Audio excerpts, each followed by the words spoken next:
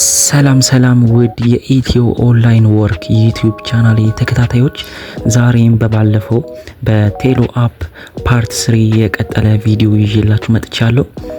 በፓርት 2 እንደምታስታውሱት ከሆነ ታስክ ላይ እንዴት ነው ፖይንት ክሌም የምናደርገው፣ እንዴት ነው ኮሌክት የምናደርገው የሚለውን ዲቴል ቪዲዮ ሰርቼላችኋለሁ። ያላያችሁ ገብታችሁት።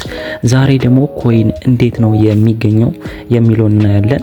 ቀጥታ ታስክ ላይ እንገባና ኮይን እንዴት እንደሚገኝ እናያለን ማለት ነው። ኮይን ቦታ ላይ እናደርገዋለን። አሁን ፖይንት ቦታ ላይ ስላለ ቀጥታ ኮይን ቦታ ላይ ትነኩትና ኮይን ላይ እናደርገዋለን። እንደምትመለከቱት የመጀመሪያው ታስክ እንደሚለን ከሆነ እስከ 10 ሚኒት ከቆየን ሩም ላይ 1000 ቲ ኮይን እናገኛለን ማለት ነው። ይሄ ቲ ኮይን ነው፣ ኮይን ሳይሆን ቲ ኮይን ነው። ቲ ኮይን የኮይንን ያክል ዋጋ የለውም ማለት ጊፍት ራሱን ችሎ አይገዛም፣ ወይም ከሌላ ሰው የምንገዛውም አይደለም፣ የሚሰበሰብ ነው። እሱም ለጋምብል ነው የሚጠቅመው። ቤታችን ላይ ለጋምብል ይጠቅማል፣ እንዲሁም ሌላ ጥቅም አለው። አሁን አሳያችኋለሁ። ሶ የቲኮይን ጥቅም እዚህ ጋር እንረዳዋለን።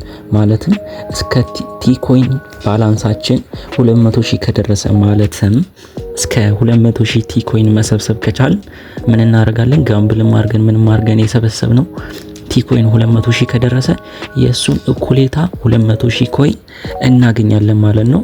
ሶ እዚህ ጋር መተን ክሌም እናደርጋለን የ200,000 ያክል ቲኮይን ከደረሰ ማለት ነው። የኔ የምትመለከቱት 1730 ነው። 200,000 ከደረሰልኝ የሱን ኢኩሌታ 200,000 ኮይን በጊፍት መልክ አገኛለሁ ማለት ነው። ቀጥሎ የኮይን ማግኛ መንገድ እነዚህ የምትመለከቷቸው ጊፍት በምናገኝበት ጊዜ እስከ 100,000 ጊፍት የምናገኝ ከሆነ ምን ይሰጠናል ማለት ነው? 1000 ኮይን ይሰጠናል። ቀጥሎ እስከ 1 ሚሊዮን ድረስ የምትመለከቱት ይሄ እስከ 1 ሚሊዮን ድረስ ጊፍት ካገኘን እስከ 20,000 ኮይን ድረስ እሰጣቸዋለሁ የሚለን ይሄ ነው።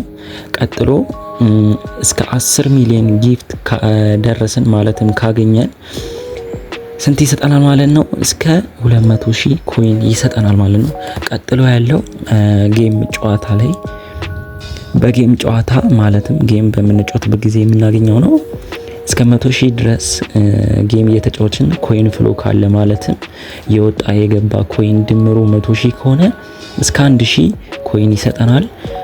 1 ሚሊዮን ደግሞ ኮይን ፍሎ ካለ እስከ 20,000 ኮይን ይሰጠናል ማለት ነው።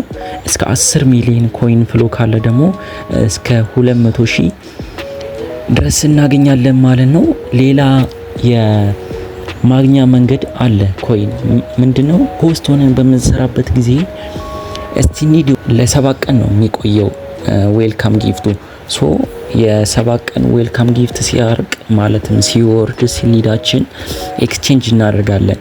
ኤክስቼንጅ እናደርግና በኤክስቼንጅ በኋላ ምን ይተርፈናል? ኮይን እስከ 300,000 ኮይን ድረስ እናገኛለን። ሶ በዛ አይነት መንገድ ኮይን መሰብሰብ እንችላለን ማለት ነው። የኔ ሩም ማግኘት የምትፈልጉ አይዲን አስቀምጥላችኋለሁ። እንዲሁም የአፑን ሊንክ ወይም ቴሌግራም ግሩፕ ዲስክሪፕሽን ቦክስ ላይ አስቀምጥላችኋለሁ፣ ወይም ስክሪኑ ላይ ለማስቀመጥ ሞክራለሁ። ላይክ፣ ሰብስክራይብ፣ ኮሜንት እንዳይረሳ። አመሰግናለሁ። ቴንክ ዩ